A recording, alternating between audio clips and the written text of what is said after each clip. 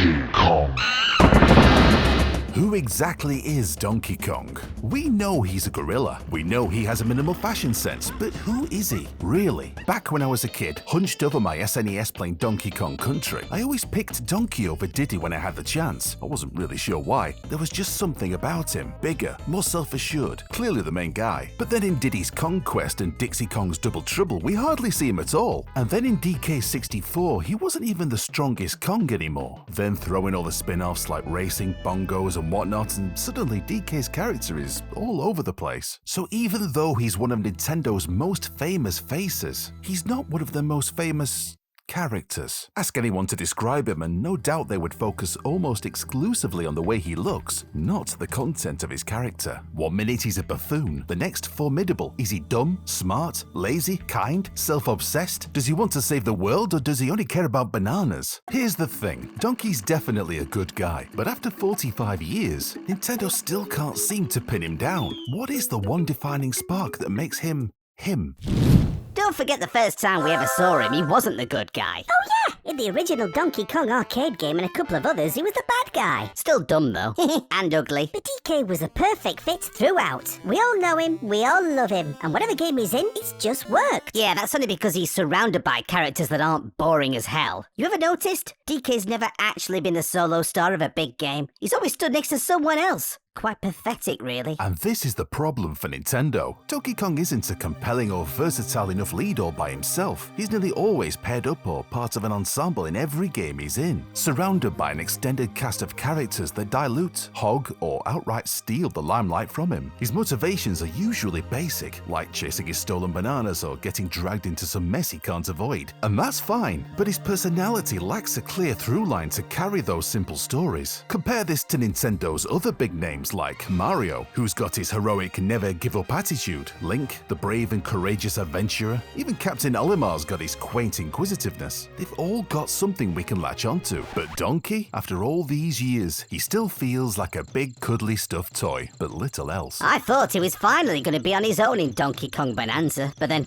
of course, I should have guessed. I really don't know what you're both on about. I don't see a problem. Donkey Kong is dumb, boring, and underdeveloped. The recent redesign tried to inject a bit of expression into him. Problem is that he's still just an empty strongman suit with a protein shake poured into it. Rolled in hair, wrapped in a red tie, and then kicked down a flight of stairs. He's not boring, he's brilliant. His games don't need to be super deep, and let's not forget, at the end of the day, he is just an ape. Yeah, and Sonic's just a hedgehog. So what? That's different. How? Well, Sonic isn't really a hedgehog, is he?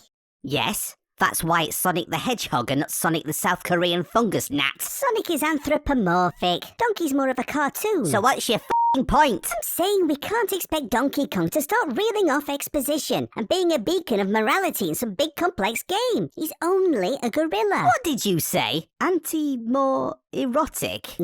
He's not the only dumb animal around here. Look, Donkey Kong's great for flexibility. You can drop him into pretty much any game. He just works. Kinda like Mario. Being vague and inconsistent is a good thing. Plus, let's not forget, he's been around for 45 years because people love him. He doesn't need a big personality overhaul. Oh, and the games have always been an ensemble cast, from Diddy to Dixie and beyond. It's a huge part of what makes the Donkey Kong franchise what it is. I think Donkey Kong needs a central pillar to really define his character, zeroing in on that one trait, and I think I know what that trait should be.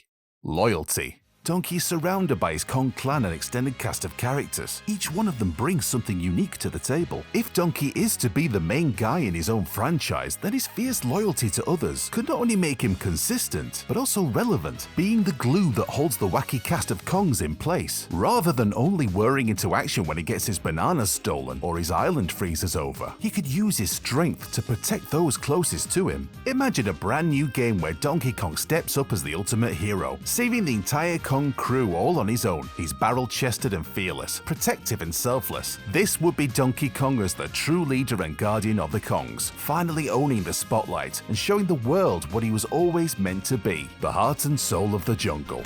Didn't DK64 already do this, though? Actually, so did Tropical Freeze. Nah, not the same. It kinda is, though. And again, he's just an ape. You can't just turn him into another generic hero. It wouldn't suit him. I like him being a lazy and reluctant hero. Maybe he should have full voice acting. Make him more floor mattish or whatever you said. Anthropomorphic. Right. I'll do you a deal.